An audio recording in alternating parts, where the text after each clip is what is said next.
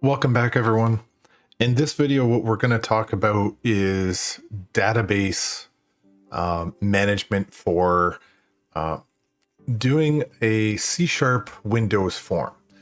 Now, this is going to be a really challenging video to implement, to watch, because it's a big paradigm shift for what you may be already used to. And I have to say that it is a challenging thing to get around. But having said that, it's extremely powerful. Once you understand what's going on and once you can implement this, this is an incredibly powerful way of managing your database models inside a C# Windows form, or even in a .NET Core web application. And so I often talk in the videos about, learning this for the Windows form application, but also trying to be aware of it, because if you transition over to doing .NET Core for a web application, this is the kind of stuff that you're going to need to know and understand. So what I want to do is actually get into this, because there's this big chart that you're seeing on the screen, and I want to try and make some sense of it if I can. Now, keep in mind, you've probably done some SQL database stuff in the past, so there'll be a little bit of familiarity in there. But for the most part, this is kind of a paradigm shift in your understanding of databases. So let's get into this chart. First and foremost, what you're seeing is that we have four different sort of boxes that we're in, right? And we have entity data model. We've got this ADO.NET. We've got our database server, okay, and our BDMS, or DBMS, sorry, and our database. So, if you've got some database experience already, this is what you're used to operating in. And the real big change in your knowledge base right now would be this center thing. And I want you to understand that this entity framework really is in the middle, and it's in the middle on purpose. And you can see that, for example, if you're an entity data model, the only way to get over to your database down here is to actually go through your entity framework, do some stuff in here, drop down to the ADO.NET, go over to your DBMS, and then get the information out of your database.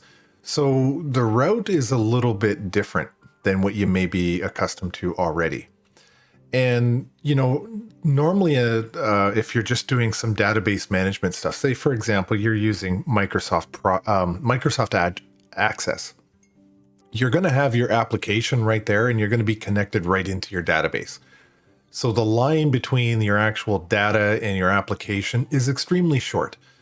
But in this particular case, it's a little bit longer, and it's actually quite good. And I don't mean to sort of sound a little bit discouraging about maybe some of the complexity. It's not. Once you get it all set up and it's good, then it actually makes your life much easier, whether you're doing a Windows form or a web application. So let's start dissecting some of these pieces before we get into the code. So if we look at this, we're going to make a really big assumption right now, in that we already have a database. Okay, the database already exists. You've built that out in, let's say, SQL, or it's on your some sort of database platform somewhere. Okay, and maybe it's in your Microsoft SQL Server Management Studio or something like that, but you've already got a database. And so that's the assumption that we're making right now. The database already exists, and it's populated full of data. Okay, so the goal of all of this really is to use our entity framework to create an entity data model. So this here, we want to create this entity data model, and we want to map the objects of an application to a database. Okay, so we want to create these model objects. And then we really just want to map them over into our database. That's kind of really, in a nutshell, the big goal here. Think of it like connecting your computer to a plug in the electric grid. Okay, you're getting your electricity from somewhere else. You're just you got to plug that thing in. So you're mapping it to the power station or the electric generating station, so that you can make that connection. You have to map it. Okay. And so, this entity framework is known as an object relational mapping. Okay, an ORM. You may have heard the term ORM. It's object relational mapping.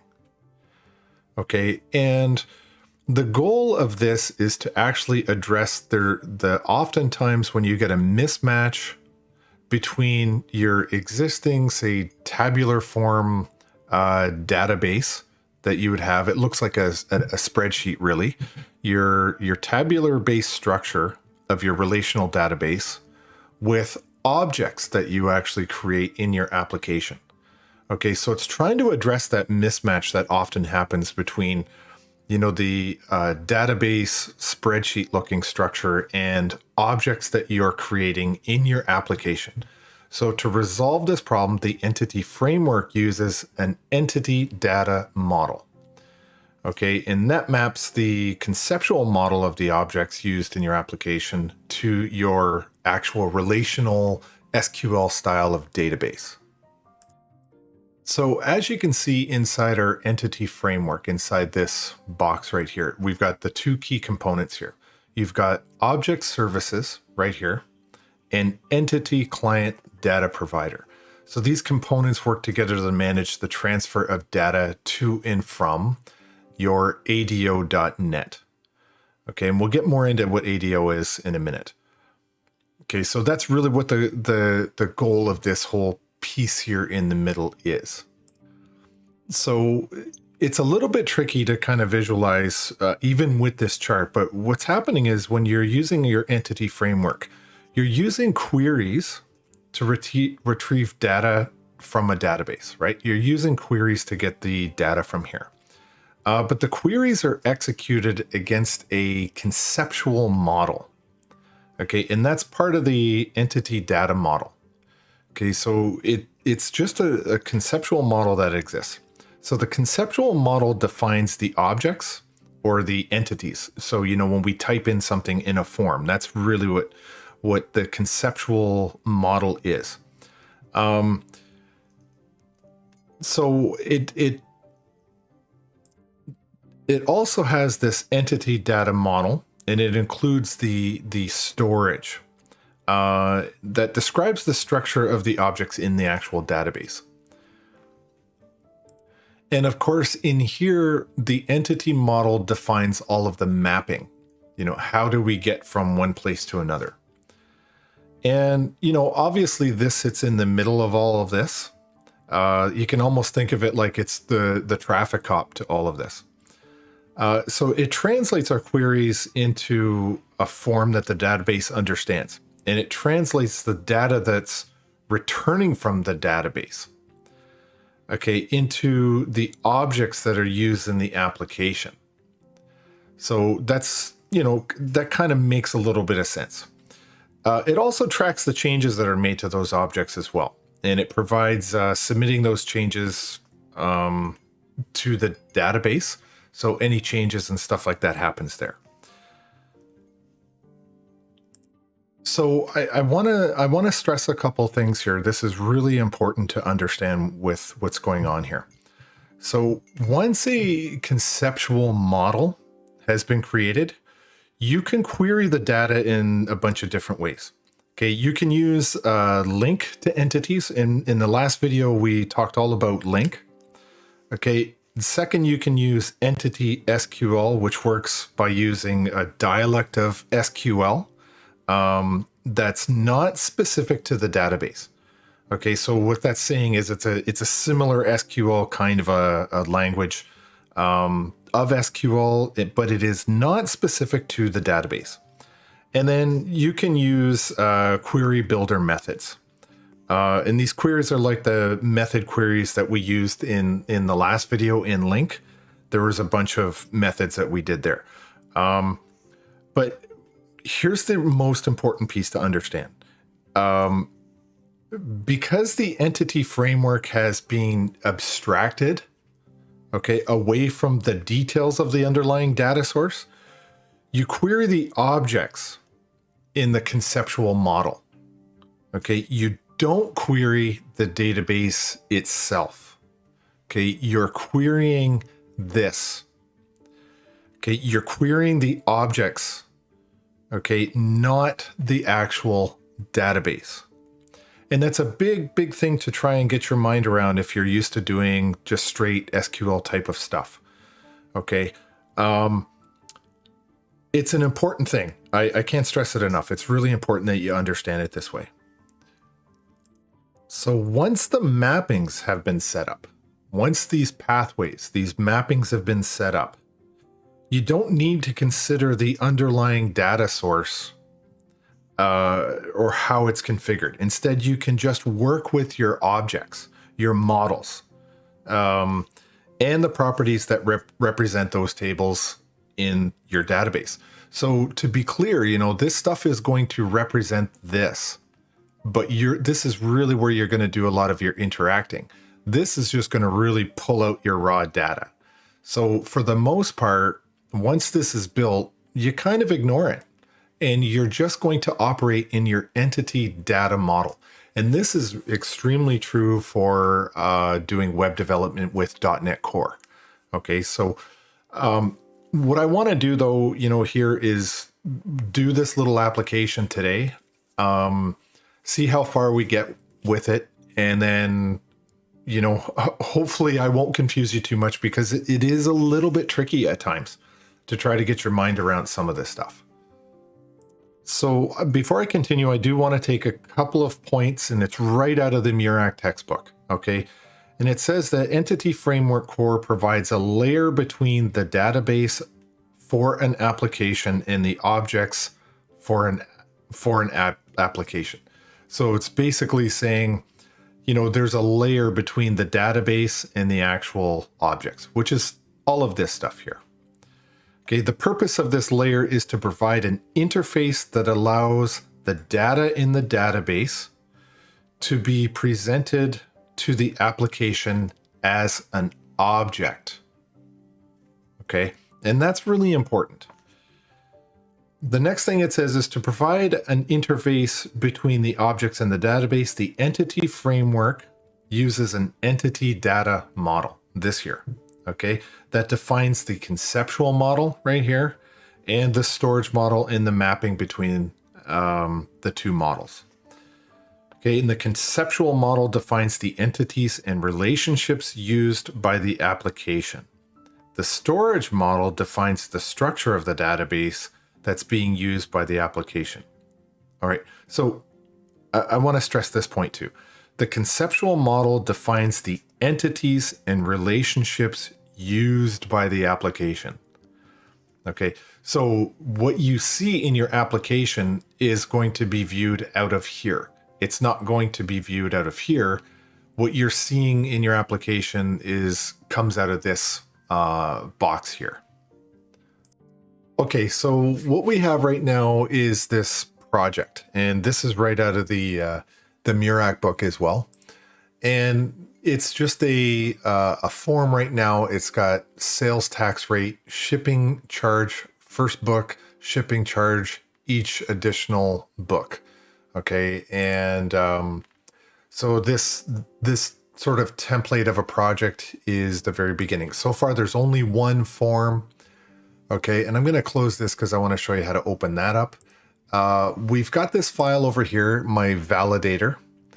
Okay, and in our validator, it's very similar to what we've done in previous videos. Okay, it's just a static class validator, some code in here that we've seen in the past. So I'm not going to spend any time on this. Okay, so, you know, this stuff we've done before. And it's, you know, if you look at some of these methods here, is int32, is within range. What's another thing is decimal. So you're validating whether something's a decimal, whether this is present, all of these different things, right? So that's the validator file. And then it comes with your program file. Program file is just opening up our form from the beginning. So that's all this thing is doing right now. And you can see over here, what I have opened up is my dependencies folder. So if I look in my Solution Explorer, let me see if I can open that a little more. You're just seeing my actual form program in our validator folder, but I want to open up dependencies here because in dependencies, you can subdivide it again into frameworks. And you can see that there's not really anything in my frameworks. Okay, so what I need to do right now in order to make this work, we need to go and get the entity framework package. And the way we do that is we go to tools and we go almost halfway down, and it is the package manager console or the manage NuGet package for solution. Okay, and we're going to use two of these things, but right now we'll go to the middle one and we open up this window and you can see what's installed. You can see the packages that are installed. And right now, this particular one, it's not showing that any packages are installed. So what I want to do is I want to go to my browse here. And what I'm going to look for is Microsoft. And I think it's right here anyway. It's right down on the bottom. And it's our Microsoft Entity Framework Core that we want to get. Okay. But it goes even further. We don't want just the core one. So what I'm going to do is just type in here, Microsoft, and what I'm looking for is the SQL. I'll just type out Microsoft dot E. So we'll go to E and it'll probably bring up a whole list of these. So we're looking for entity core, and we're actually looking for the SQL one. So let's just try this, SQL. Okay, there it is. Okay, we want this entity framework core.sql server. So that's the one we're looking for, but don't click on it yet, okay? And the reason is because you'll notice it says a couple of things over here on the side. It says that it's not installed, which is good. That's what we're looking for. And you'll see when I install these over on the side that it's going to update. First thing I do need to do though is make sure that I actually select my project. But in this particular case, the most stable version is 5.0.1. But for this, we're actually going to go down to 3.18. It's way down here. And the reason I'm saying to go to 3.18 is because that's actually what the textbook is doing. And if you're following along with the textbook, then you can match it. I probably could go with the most latest installed version, which is probably 5.0.4. But I'm just going to stick to the book just for safety. Okay. And that's what I'm going to do. So now what I want to do is, do I have it selected? Yes, I do. I've got it selected here. It's 3.18. Okay. And I'm going to hit the install and you'll see I'm getting this message here, and I'm just going to do an accept. Okay, and you might see down here on the bottom that it processes some information.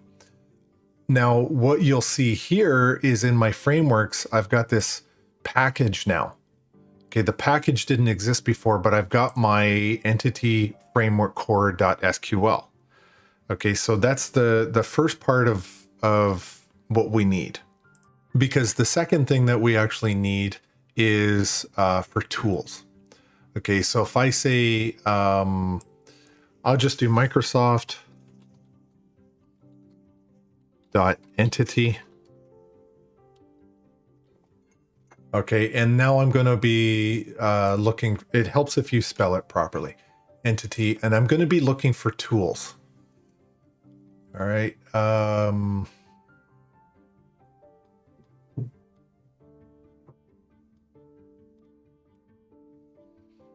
Okay, that's too long to look for also. Let's see tools. See if it does anything. All right. Maybe I just got to type in tools. I don't know.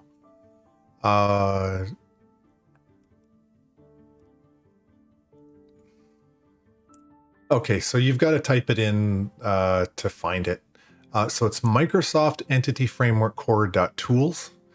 And again, you have to select the project that you're in. And in this particular case, it looks like I'm probably going to just stick with the older version of this. So I'll go to 3.18. And you can see it's not installed. I have to check this.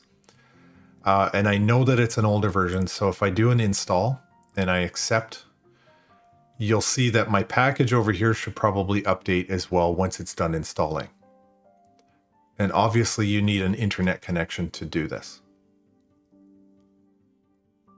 Okay, so you see that it's installed over here. Now the last thing I want to show on here is you'll see over here it says updates right here. And it's probably going to, I'm surprised, okay, I'll turn that off and you can see that I've got the two that need to be updated, and it says this is the current version I'm in, but this is the latest stable version. But for now, I'm just going to stick to what the book says. All right. And as long as I've got these two packages, I'm quite happy about that. Okay. So I've cleaned it up a little bit. I've turned off my validator. You can see that I've got the two packages in there still. And I want to point something out here. Our goal right now is to actually connect to an existing database that we already know about. Okay, so there's a database out there somewhere on our system or somewhere on a server, and we want to connect into it for this application. But you have to understand, you cannot do that. You cannot make that connection until you have these two packages. Okay, it's vitally important that you have them. Otherwise, you won't be able to connect to your databases.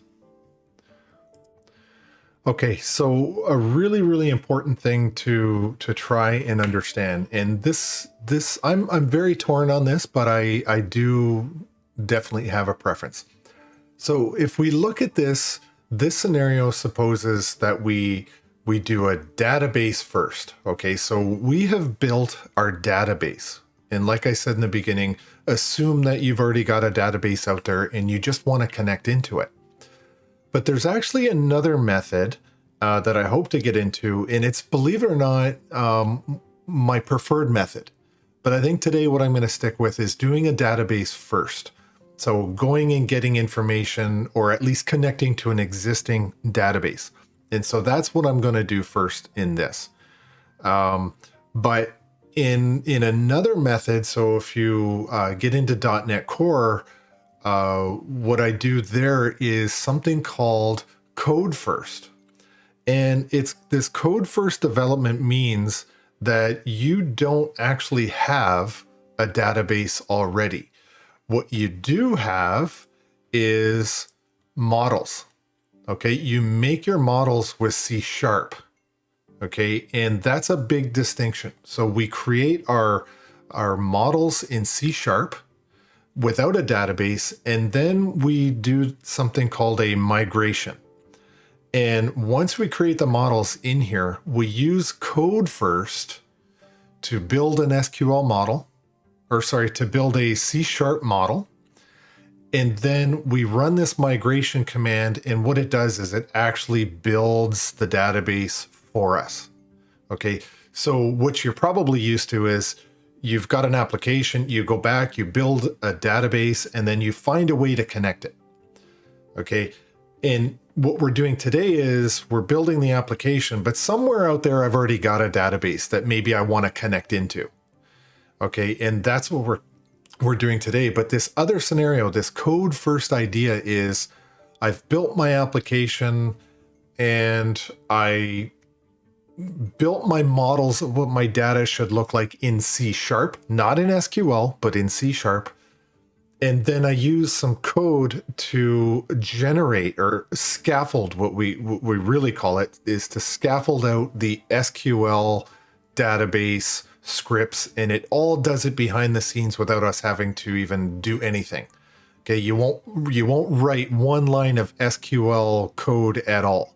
C# will handle all of that stuff in the background when you do the scaffolding. And that's kind of why I like it, because you can focus just on the code. Now, if you look at it in this way, in our current application, I don't have a database for this. You can see over in my Solution Explorer, I don't have a database for this. But what I could do if I wanted to do it as a code first is I could go into my project, right click on this, add a new class, give it a name, and say database. I could create my class that way and then do a bunch of setters and getters. Okay, and build it out that way, all in C#, not SQL, right? And then I can do this thing called scaffolding, run a few short commands, and bang, it will write all of the SQL scripts in the background and connect to my database for me. And that's really, really powerful. Okay, so that's one option of doing it. But in today, what we're going to do is, again, I don't have the database inside my application, but there's one somewhere out there. I want to use my scripting or my scaffolding to actually go and get that database, okay, and bring it into here. So it's just different ways of doing this, okay? So the next most important thing that we have to do is take all of this code here. Okay, so you can see where it says, you can see this PM, and I'll show you how to get there. But really what you want to do is actually type in all of this information. Now, please understand something. In my particular case, I have this, I keep doing that, sorry. I have this database, this mmabooks.mdf. I have a database already in existence. And that's what I said in the beginning. Just assume that I have a database. And so my location of the database is currently sitting in my C directory under C# database mmabooks.mdf. So that's the file path. Okay, so what I really want to do is I want to dissect this a little bit, but just not on a PowerPoint slide. So I've moved the script over to a Word document here. And let's go through this here, because what I'm going to do is actually take this whole entire thing and I'm going to literally copy and paste it into my code as a script. And what you're going to see is that it is going to scaffold out this database for me. Okay. And we'll look at that really, like as soon as I walk through this, we'll look at all that. Okay. So what you should know is that definitely this here, this connection, this one here is absolutely required. You have to have that, and you have to have this one here, this provider. So these first two must be answered inside your script. Okay, so those are definitely two parameters that are required. Now, look at this in a certain way. There's a quotation here and another quotation here. So in a sense, I could move this down, and maybe I'll make that so it's a little easier to see. So you've got this connection, and our connection here is saying, okay, I want you to connect into all of this. Okay, and this is the database that it's specifying. Okay, the data source, local DB, this is local meaning it's on my computer. Okay, and it's an MS SQL local database. Okay, this is the file that it's looking for, and then it's saying integrated security. We set that to true. Okay, then the next thing we have to have is this provider. And like we showed before, you have to have your entity framework core.sql server. And that was, we got that when we created the package. Okay, and we've got this output parameter. This has to be there. And this is the folder where the generated files are stored. Okay, so where do this is the parameter say, hey, where do you want this to go? And we want this to go into a folder, and you'll see it. It'll appear in our Solution Explorer. It'll be called Models. It'll be a folder itself. and then it will be called data layer. Okay, and then when we look at context, context is really important. Okay, context is going to be the name of the generated database. Okay, and that name that we create is going to be MMA books context. Okay, and then data annotation. This specifies the attributes are used to configure the entity classes whenever possible. So annotations become very important. There are things like your rules, like when you're filling in something, something has to be required. Otherwise, you'll get an error message or something like that, right? So if I say, you have to put in your email address. If it's a required field, that's called an annotation. Okay. And I think that's it, other than force. Okay, specifies that existing files can be overwritten. And this is an important one, and there should be a space here, force. This specifies that the existing database that I'm pulling in can actually be overwritten. Otherwise, the existing files won't be overwritten. Okay, so what I'm going to do is clean all that up. And I'm going to take this entire thing here. I'm going to copy it. Okay, and I'm going to go into, I'll close that down. Now I'm back in Visual Studio, and you can see all of my files that are over here. What I need is to go to Tools, again, NuGet Package Manager. It's this Package Manager console. So it'll show up down here by my error list. It's NuGet Package Manager console. Okay, and you can see down here, it's going to say PM, okay, for Package Manager. So what I'm doing is I'm literally going to paste all of that code that I've had there. I'm going to put that in there. Now I'm going to just hit enter, and you can see that the building is started. Okay, and now look at over here in my Solution Explorer. This is the important thing.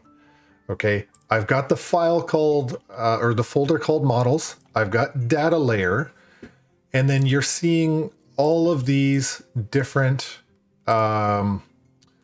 models. Okay, and this goes back to what we said before. If we go into our PowerPoint slide, okay, and we look at this diagram here, this one right here, this is what we've created, entity models. And these models were generated from this database that I went and I just saw. Okay, so it's a fundamentally important thing for you to get your mind around, is that all that existed was this data or this database that was written in SQL. But when we look at that in our code and we interact with that in our code, we are going to look at it as a model. So if I say model, that also means my data, okay, my database. Okay, so let's go back, and we can see now, let's say I opened up my MMA books context.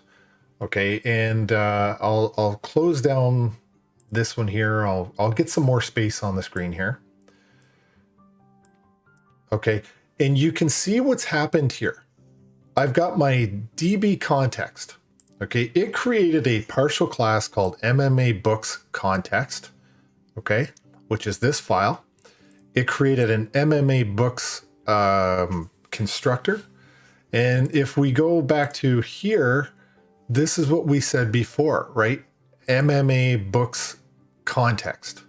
And we had a file for models, a file for data layer. Okay. And all of these items here, you see this DB set.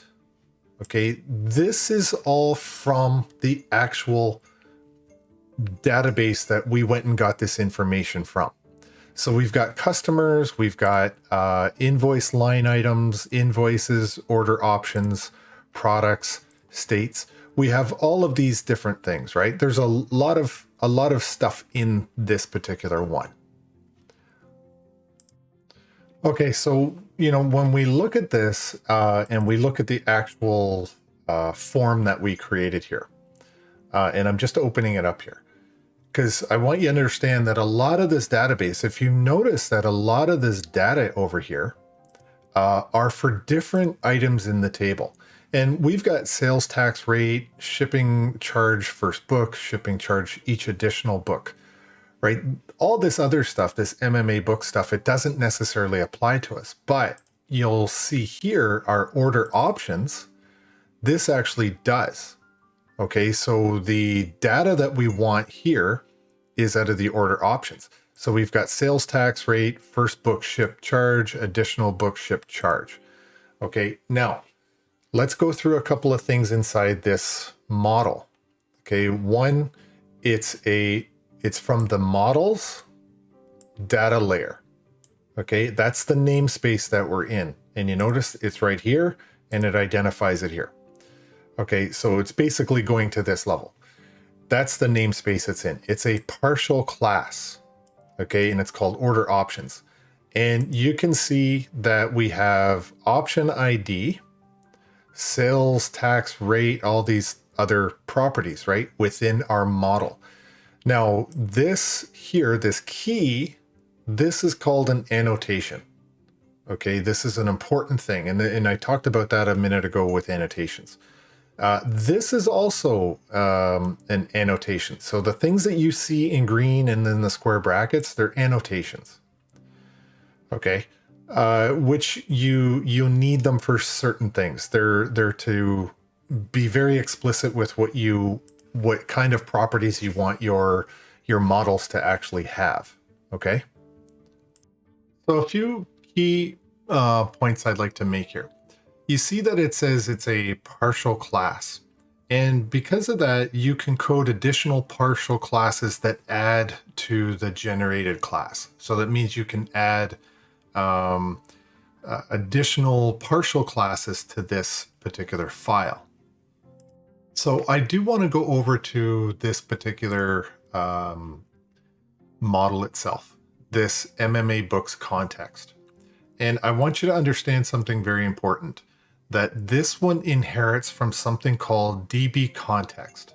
Okay, and you'll see more of DB context throughout this, but you're also going to see DB context when you get into .NET Core programming for web applications. Okay, so when the DB context class is generated, Entity Framework includes code for these two other methods. Okay, and they'll be, they're down here. We've got this one on configuring and on model creating. Okay, so these are two very important methods within this particular file. Okay, and if you look here on this on configure, you can see something really interesting right here. Okay, this use SQL server. Okay, so this file right here, data source equals local DB, that should look familiar to you. Attached file C sharp database MMA books.mdf integrated security is true. That should look familiar to you because that was part of the script that we used to make this entire file.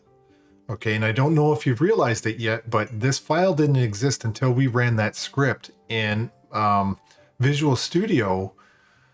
Through its entity core, scaffolded this, generated all of this stuff in the background for us. We didn't have to write this code. Okay, we'll come back to this shortly as well. Okay, and so again, what you're seeing is we've got an empty constructor here for this MMA books context. And then you have this other constructor right in here. And it's got this DB context options, MMA books context options. So this all deals with dependency injection. And the book says that it's outside of the scope of the book. So we're going to just kind of bypass that. The good news is this got created all on its own anyway. We didn't have to make it, and we're not going to really be concerned about it right now. So moving on. So when we get to here, we've got this DB set. Okay, and if you highlight it, you can read more about the DB set. But, ultimately it's objects for each of the entity classes. Okay, so what do we have over here? We've got states. Here's a class over here. Products. There's a class over here. Order options, invoices right here, invoice line items, and customers. Okay, so that's what those really do. Those are your database sets that we're defining in here. Okay, really important that you understand that those have to be in there as well. Another important thing to understand about these is that they can be used to retrieve, add, update, and delete data. Okay, and we'll get into that later. So if we continue down, we've got this on configuration. And you're seeing there's a warning here, and down in my error list here, there's a warning. You can just ignore it. It's just a warning, okay? It doesn't mean anything to us right now. And just going down to this on model creating, we've got a couple of different scenarios here, and you can see that these first three for address, city, and name, they basically say that, hey, you can't use is Unicode. Okay, so that's kind of what's going on in this piece. We move down a little further. You can see that, there's a difference between this particular one in that it's doing something called method chaining. And it's to call the is Unicode method followed by the is fixed length method. Okay. And they're doing that for state and zip code. Okay. This one here and this one here. And then we get sort of outside of that. Okay. You can see where that part sort of terminates there. But we continue to move down and you can see this invoice line items. Okay. So when I open that up, again, it just looks like another one of these data models that we've been using before. But I want to sort of talk a little bit about maybe the bottom of this. Okay, so these navigation properties, they define relationships between entities in a way that makes sense in an object-oriented programming language. So navigation properties are they allow you to traverse related entities in code. Okay, so, this is why we've got the ability to go between our invoice line items. Okay, and if you look at the names of some of these different classes over here or models, you can see that we're able to actually go between those. Okay, what's a good example in here? Invoice ID. So if I open up invoices, I've got invoice ID right here, but I'm doing that from my invoice line items model. Okay, so you've got sort of that ability as well.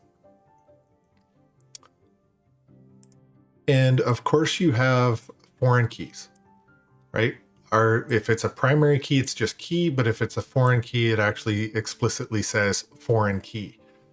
Okay, and in this particular case, you've got a foreign key in invoice ID, and here there's a foreign key for product code.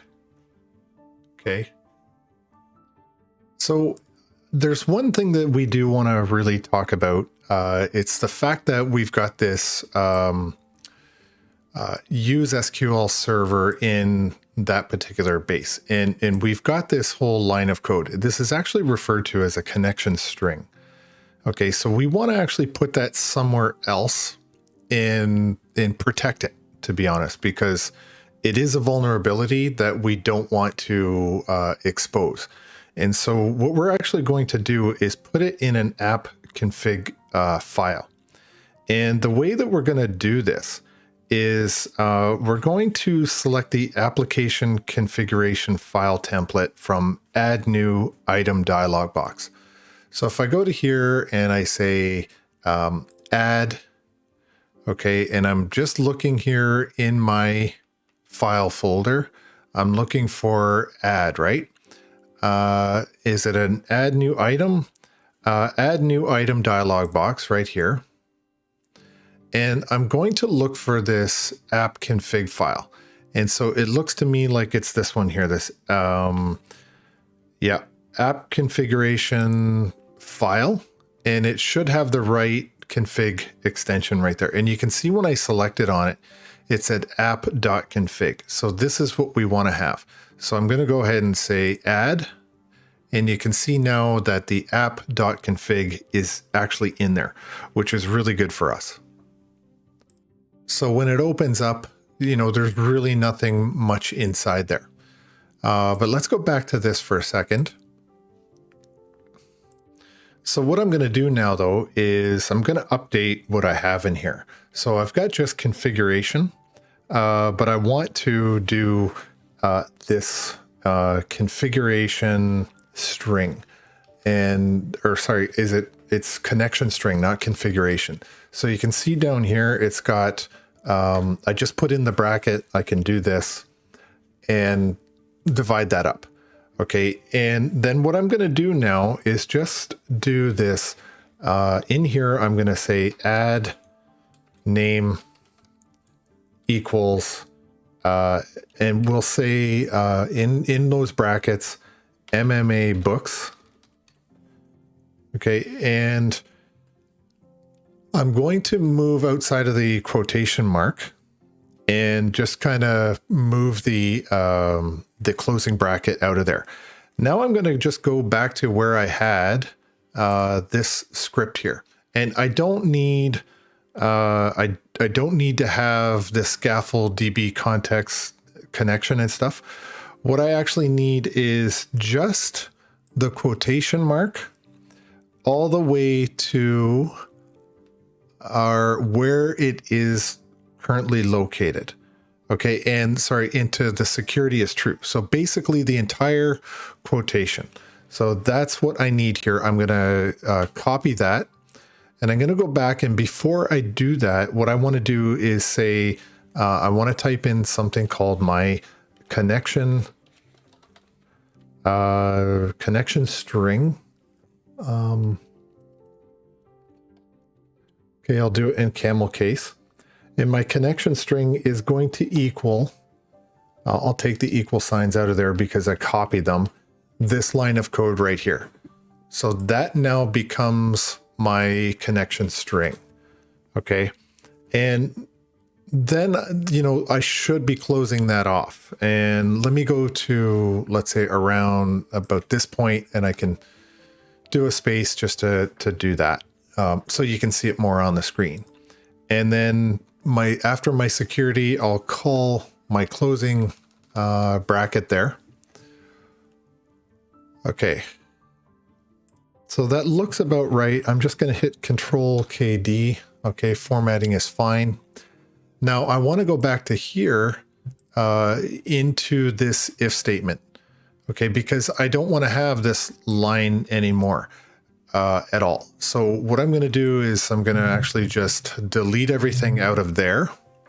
And I'm going to keep the if, but if it's same sort of thing, and I need just to stay inside these brackets.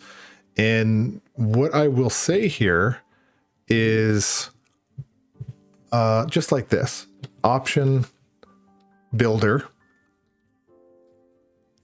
dot use SQL server dot use, see if it gives it to me, use SQL server. Okay, and then we're going to go with some brackets of our own. And then in here, we're going to say configuration manager. Configuration, that's configuration source, but I want configuration manager.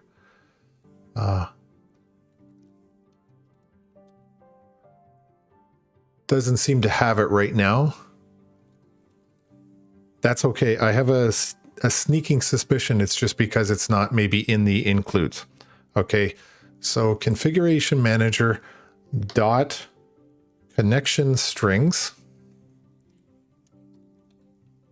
Okay, so that tells me that I've got a potential problem here. So what am I looking for? System configurations. It's probably this. You know, I probably didn't have this system configuration up here.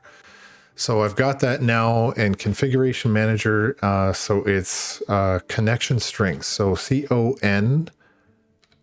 Let me just get out of there. Dot connection strings right there.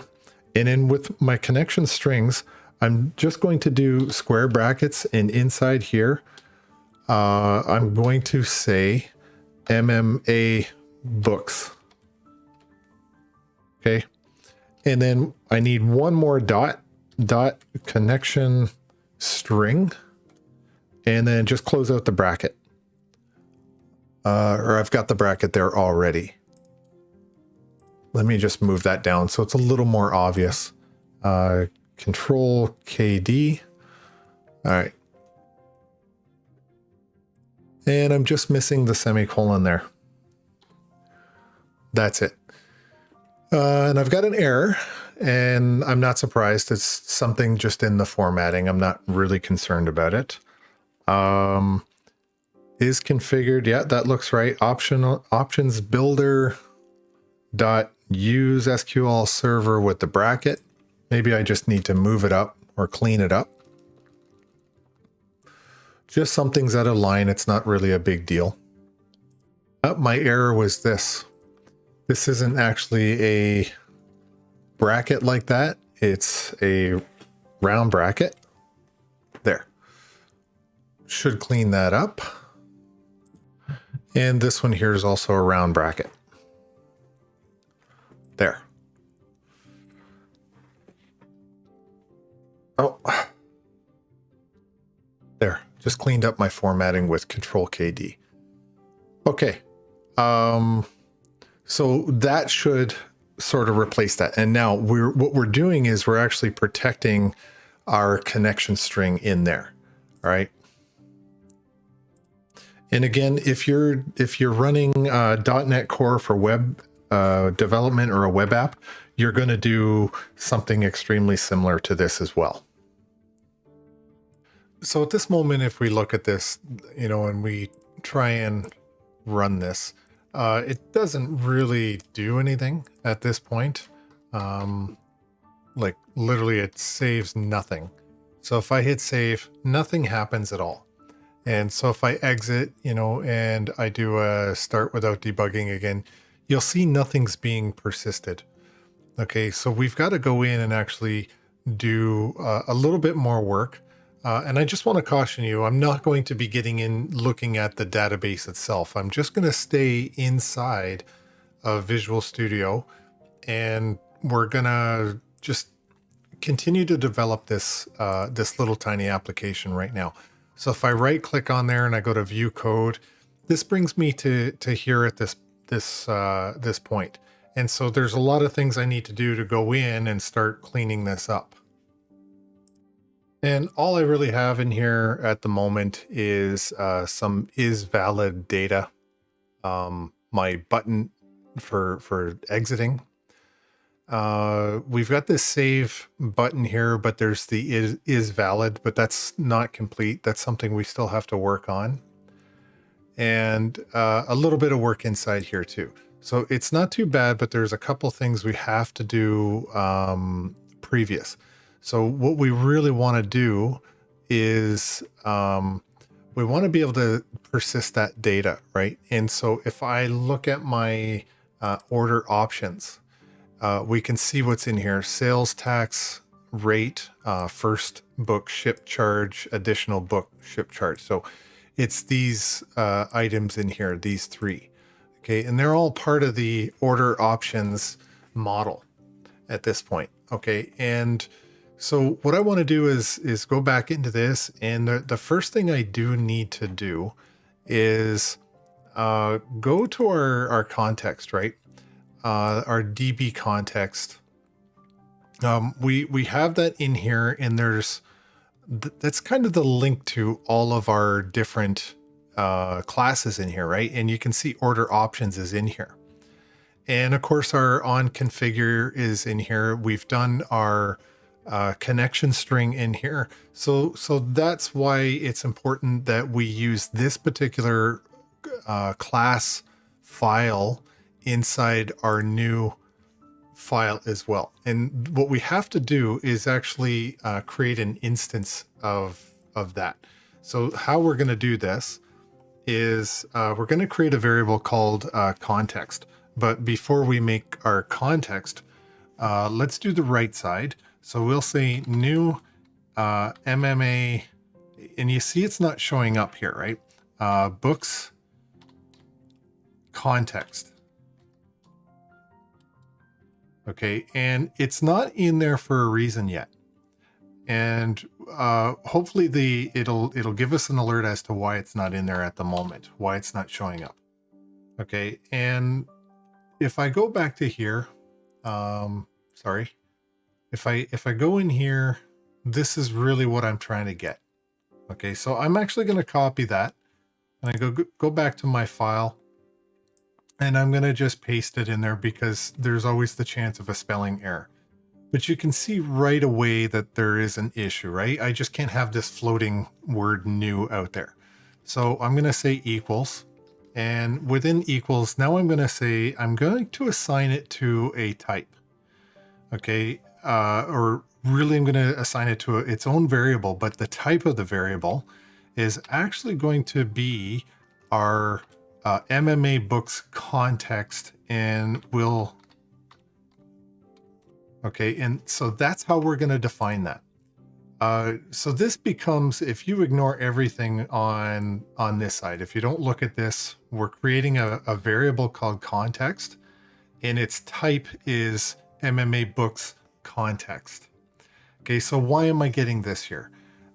First of all, let's check it out. So if I do show potential fixes, one of the things that I see right away is that I'm not actually referencing it in any way yet. Okay, so I gotta figure out how to reference it. And you can see, let's go up to the top, and you can see the system is there. Windows forms are being used. All these other ones are not really being used. Okay, so if I go to here and I'm wondering, okay, what do I need? And what I really need is this using statement right here. Okay, and it's our .data models.data layer. Okay, and I'm sure I can get away with just not having the data layer. We'll see what happens if I take that out. I guess it needs it. That's okay. We can just leave it in there as an include. It may come up in the future as an issue for us, but we'll keep going anyway. Now, I've done that, and one of the other things that I need to do now is create an options object. Okay, and this is right here, this option here. So if I go to here, I need to make an object of this class, and I'll copy that and I'll go back in here, and right under my DB context, I'm going to drop that in there and then just call this options. Okay, that's all I'm doing right now. And notice I'm not getting an issue. I'm not having a problem with that until, let's say I try and do this again. I don't think it should. Well, okay, it does. It likes to see the layers, data layer part of that in there. Sometimes it doesn't. Okay. Yeah. So I'm gonna put it back in. And so that kind of takes care of that particular issue. Now let's just kind of keep going and go into here, this form options maintenance load. Okay, so what is this? This is really, just loading the page here. Let me move my configuration. In fact, I can turn it off. So I go to here, and what I want to do is right off the bat, when I load that form, what I want to do is see what my options were. Okay, and there's just a few sort of small steps that I've got to take in here, and it's not too bad actually. So let's go back and do this first line. So I've got options right here. I've created options, right? And so what I'm going to do is drop that in here. Oops, sorry, I didn't need all that. I want options, and this is going to be context. So context dot order options dot first or default. Now, what is first or default? Okay. What this is going to do is going to get the first option or order option with the specified ID. Okay. And if it isn't found, then it's going to return a default value. Okay. So now the next thing I want to do is just do display options. Okay. And have we done displaying options yet? No, we haven't done that yet. So what I want to do is now go down and make a right below is valid. I want to create this method called private void display options. Okay, it's just a method that we're going to use right here, and how we're going to populate this is, you know, we've done this a little bit before. So it's going to be options dot sales tax rate dot to string. Okay, just like that. And you know, now that I've done the right side, I'm going to now assign it. So this is going to be txt sales tax, okay, dot text. Okay, so that's all that is. And if you look at what the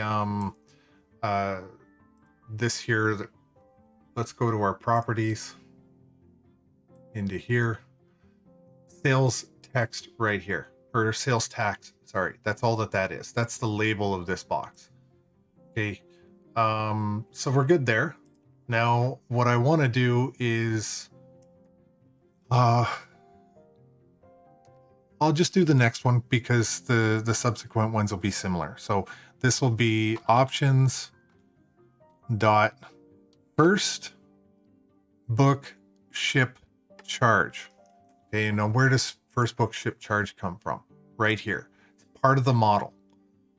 Okay, so if I go back to that and then I say dot to string, and in my to string, the only difference in here is going to be the quotes is going to have an N2. Okay. And of course I need to assign that to something. So this will be txt ship. Let me do this. Txt. All right. I need to put the equal sign in there. Okay. txt ship add, or ship first book is what I need. There. Now I'm going to take this whole thing and I'm just going to copy it and add it to the next line. And this one is not going to be that. It'll be ship. What are my options? Ship add book. What looks like an okay. Let's do this way. txt, this one here. That's the one I want. Okay, and that's going to be dot text. Okay, and I also forgot dot text up here. So that's what the display is. Okay, now this one I need to change as well. This is incorrect as well. So dot, and I think it should be additional book ship charge. So I'll select that. And that's all the display options is. And if I go to here and I grab that and I move back up into my load, now I want to have that on the next line. I want to call that. Okay, let's go ahead and save that. And I don't think there's any errors. Let me move up and check. Okay, I don't see any errors or warnings so far. Okay, so at this point, what we've done is we've actually connected our DB context. Okay, and we've connected the orders options as well. Okay, and what's happening in this particular case is we've got a database attached to this. So remember what I said in the very beginning. The database already exists. We're trying to connect into it. Okay, and there is some data in that database already. And I'm going to tell you why I know that.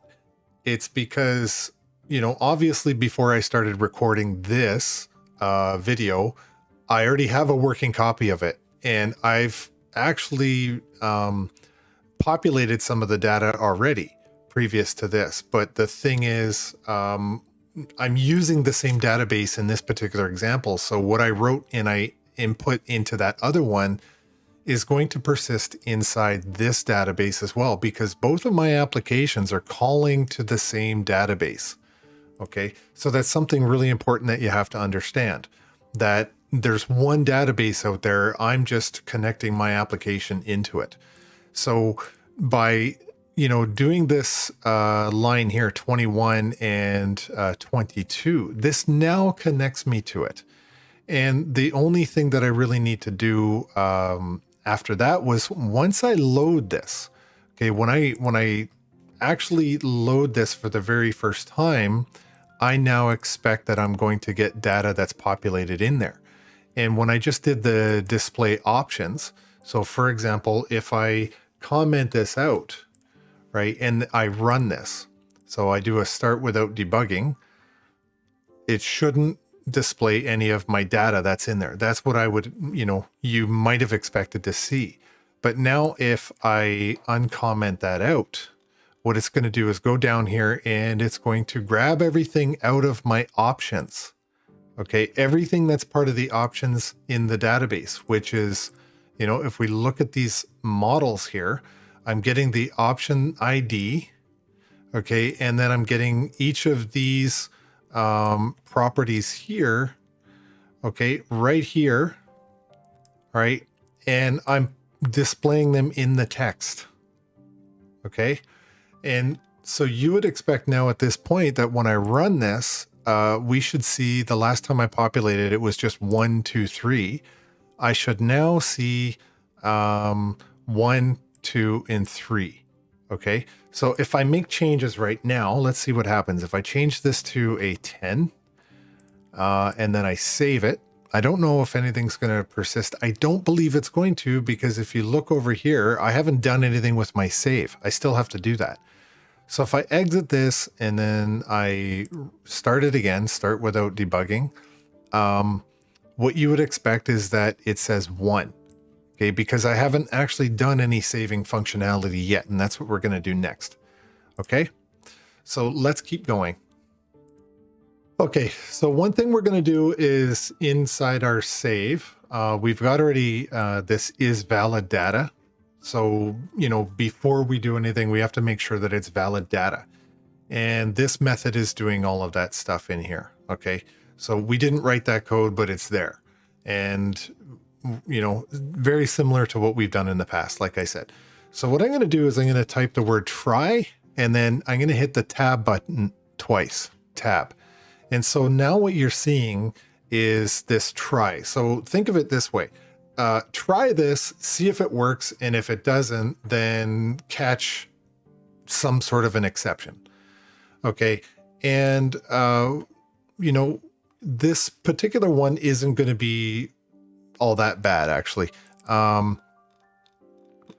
We've got to write a couple of methods in here still. And I think what I'm going to do is I'm going to go down and write this other method first. Okay, just where do I want to put this? I'm going to do this down here. Okay, and it's part of my exception handling that I want to do here. So it's going to be handled database errors. So that's what the goal is of this. And I think chapter 7 of the Mirac book is what talks about try catch as well. So this will be private void, and then this handle database error. And of course, if I spelled void right, things would be much better. Okay, and this is going to be a method. Put in this. Okay. Now I need to put in this parameter, and I don't know if it's going to handle this one right away. So if I say DB, and I'm looking for update. Okay. Sorry, lowercase b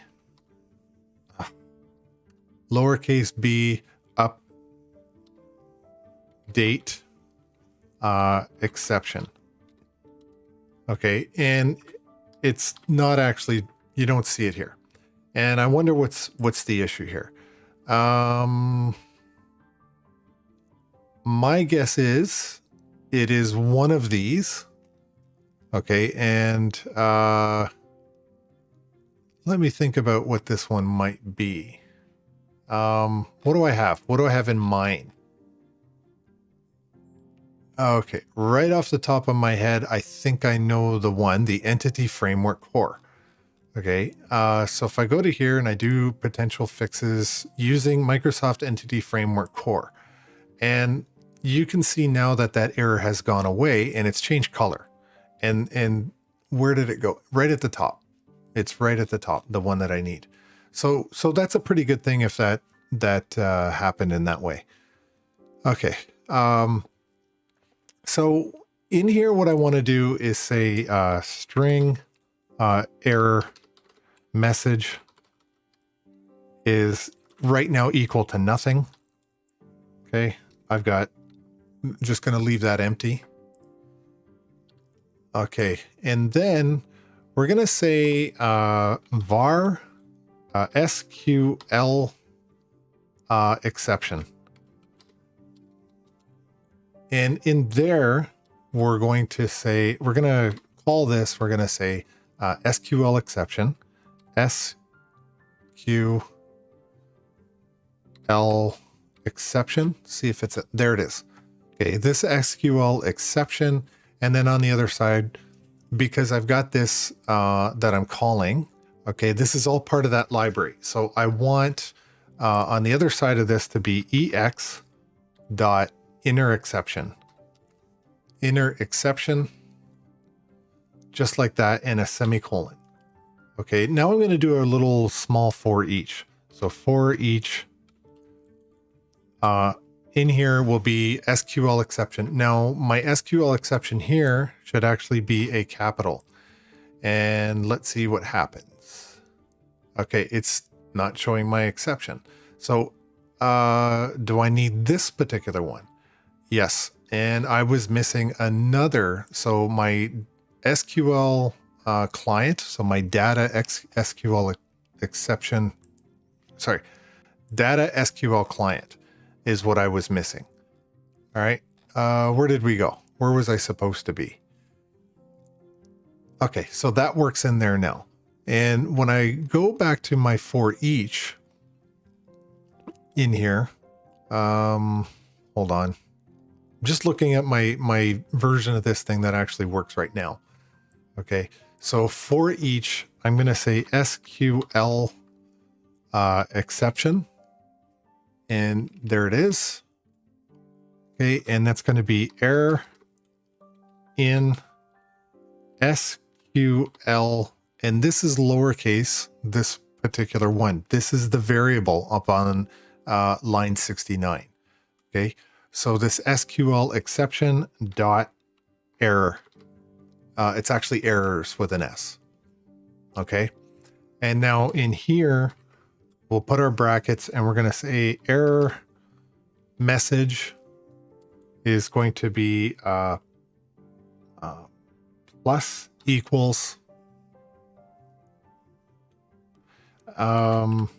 in quotations, it'll be error code with a colon and a space, and then we'll do a plus, and then we'll say error dot number. Okay, and this will be plus and a space in there, and then again another plus, and then another error message dot message. Okay, and then finally a plus and a \n with a semicolon. Okay, so good. We've got those things kind of taken care of now. Just outside of this though, I need one more message box. Message box, and that's going to be .show, and inside here we're going to say error message, comma ex dot get type. Okay, I don't need that 0 in there. Get type dot to string, and there should be a second one of those. Yeah. Okay, so we're good right now for that. So let's go back up and find where we wanted in our try catch, where we wanted to have that error. Okay, and if we go back up into here, I don't need this throw at all. What I want in here in my catch is db update exception. Okay, db update exception right there. And that is EX. Okay, and when that happens, if we trigger this piece of our try catch, then we're going to say handle database error right here, which is the method that we just actually wrote. Let's see, this copy. Oh, what I'm missing here is an actual parameter. That's all. EX. So it was looking for a this method that had to have at least one argument in it. Okay, so in my try block, now what I want to do is say load options or load option. Now, I think there's an issue here. And the issue that comes to mind is that this method doesn't actually exist yet. So of course I'm going to get an error for something that doesn't exist. But what about context dot save changes? Does that exist without the star in it? Does this exist? And the answer is yes. So save changes, that exists. If we look around, is that in here? Okay, for context save changes. All right, so you might be saying, well, where does that exist? Right, save changes. Does it exist in here? Does it exist in here? Not really sure. So one of the things I can do is I can actually go to here, save changes, and I can say go to definition right there. Okay, and that is somewhere deep inside this DB context. Okay, which is not the place that I want to look for it, but let's go down here and see what's in here. Okay, there's a whole bunch of stuff inside there, right? That gives you some information about save changes. And here's another implementation of that. So that's in here because of our DB context. Now let's go show successful, show successful. Does it actually have it?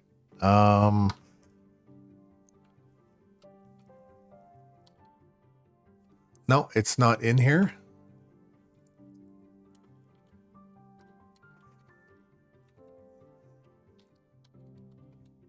That's not in here. And the reason that's not in here is because we didn't actually write this one yet. Okay, so these are the things that we want to have in here. So what I'll do is I'm going to go just above this one here. Give myself some room.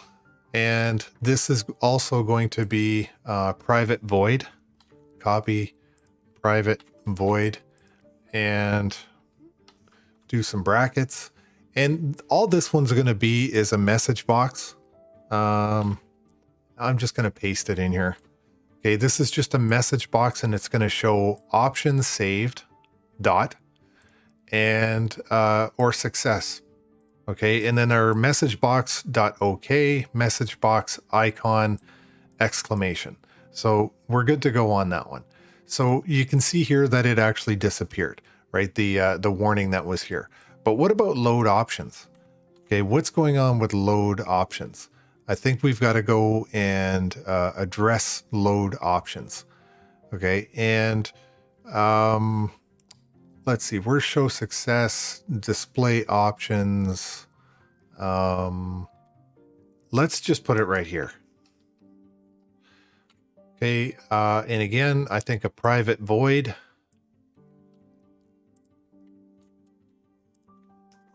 Here. Just like that.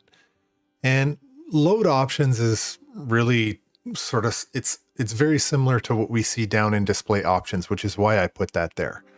And load options, I'll do the first one. You know, we'll do convert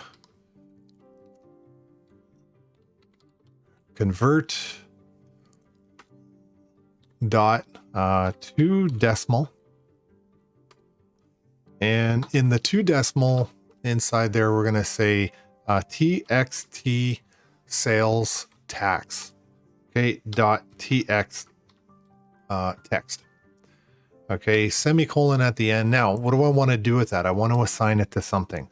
So I'm going to assign this to my options dot sales tax rate. Okay, and not the semicolon. Right? So that's the first one I want to do. Now, do I want to copy and paste all these? Yeah, sure, why not? And then I'll just do some updating or editing of those. Okay. So this next one will be first book ship charge. Okay, so this one is going to be first book ship charge. This one here is going to be additional book ship charge for that one. Convert to decimal text. This one should be text txt txt ship first book. Okay, and then this one here is going to be txt ship add book. Okay, so this is all fine here. Control KD to deal with my formatting. So let's go up. Did my load options? Yes. So that went away. All right. Do I have any more inside this try catch? And I don't think I have any more in the try catch. But there is one method that I still think I need to deal with. And that's really clearing things out. Okay, so right below my display options, what I want to do, I think, is I want to take this line right up to this here, copy that, and I'll do that. And in fact, I got to give it a private void and clear controls. Okay, clear controls. And I'll move this up right into here. I'll push that. And what I want to do is set that to nothing. Okay. That's all I want to do with this. And I'll do the same with this.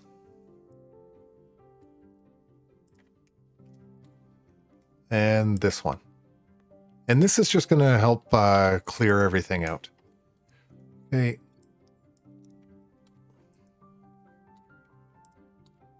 I'm good there. So where do I put my clear controls? I need to just, I don't know, do I even need to actually put it in here anywhere? And to be honest, I don't think I really need to put it in there. It's just if I'm going to use it later on, it's probably a good thing to have. All right, so am I missing anything on here? Don't really think that I am.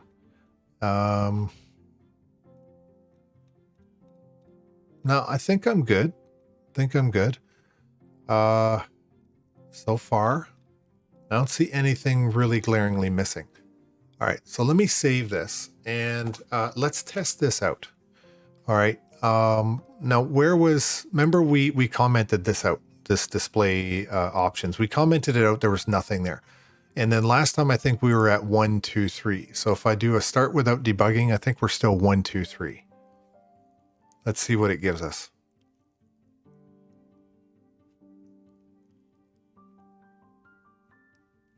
All right. So 1, 2, and 3. It's still there. Now, I want to change this one then to 10, 20, and 30. Okay, and let's see if it saves it. So we hit save, and we're getting this here, this option saved. And where do we find that in the code? Okay, our option saved. Because this is just an alert, right? And remember when we did this, right here. Right here is our show successful message. So we had option saved. And right here, we did this exclamation, our message box icon for the exclamation. And that gave us this little thing here. And you can see the title is this success right here, right? And it's, of course, it's an OK button as well. So we hit OK. Now I'm going to close it. I'm going to exit out of there and then try to remember it was, I think 10, 20, 30. So if I do this 10, 20, 30, there it is. See, the data itself actually persisted in the database that we went out and connected to. Okay, so we've got this going pretty good. You know, and just to recap really what's gone on here, we've taken basically this form that was already created, very rough outline, but we scaffolded our connection to this database model. And once we made that connection through our scaffolding, where is our app config? We have this connection string, right? So this is our link to the database. And, you know, the database is located in here where we told it to. It's an MDF. So that's the database that we have stored. And then we referenced our connection string inside our on configuration or on configuring. So this is our connection string that we've got in here that ties this to there permanently. Now remember, we took it out of here after we did the scaffolding the very first time using our package manager. So if I, do package manager, if I give myself a little room, if I do an up arrow, I guess it's not going to let me do that. But remember, I had this script that I was running to do that in the very beginning, right? And I ran that command, and then it created all of this scaffolding. It created the models folder, the data layer folder, and then it actually connected all of the things that were in the database that we were seeking, okay? And that's the important thing to understand.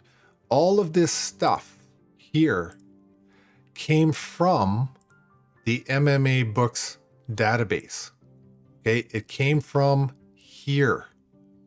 All of these tables, all this data and everything was inside that database. We just went and connected to it. Okay, and when we connected to it, we scaffolded out models of the database itself. So we converted, SQL looking tables that exist in a database into C# models. Okay, and now we're just interacting with our models. We're not really interacting with the database directly anymore. We're doing everything with the models. And then really after we had that connection, we kind of ignored everything that's going on in here. The software did everything for us pretty much after we ran that little script. The only thing we did in here was configure our app config. That's the only thing that we did. And then after that, it just really became a case of what? You know, we didn't actually change any of the model, right? We didn't change anything in our order options. We didn't change anything inside here. We didn't change anything in any of these models. We didn't go into products and change anything there. All we're doing now, though, is interacting to make it all display to our screen. So that's really what this final piece was all about, was just, you know, loading. Okay, first thing we did on here, again, was just connect to our model or our DB context, right? And we connected to the model. We just connected right to here. You can see to this or this. We made that connection there, right? That's all we did. And once we had these two lines, right? And then we put in this one when we loaded.